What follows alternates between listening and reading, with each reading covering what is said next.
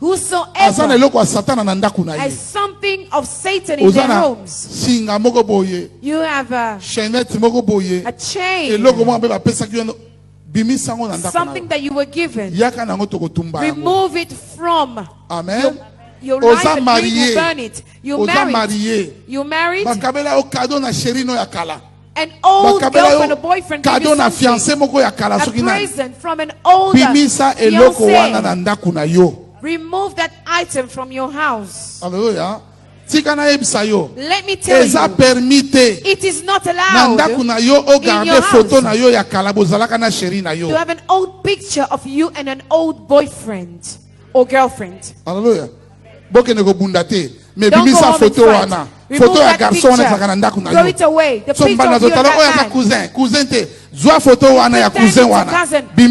Take that picture of you and that cousin. Take it from your house. We said we want to wash our houses. Wash your house. You look at the pictures, you look and say, oh, it's such an old picture. Oh. It was in 1982. Remove that picture. So return it back to that person if you want to keep it as a souvenir or bring it, we'll burn it. It is disrespectful in your marriage for the husband to look at old boyfriend pictures. You think I'm happy? If I was your husband, I'd bite you. Some men are so good. This picture is an old boyfriend of mine. Really? Hallelujah. Thank goodness it's not me. Remove those pictures. It's an old story. Remove that picture of an old girlfriend from your house. It ruins many things. Some things are points of contact of sins. Stop protecting those things. Remove them. You literally cannot mandate somebody to wear a mask knowing that that mask is killing people. It literally is killing people. And we the people, are waking up, and we know what citizen's arrest is, because citizen's arrests are already happening, okay?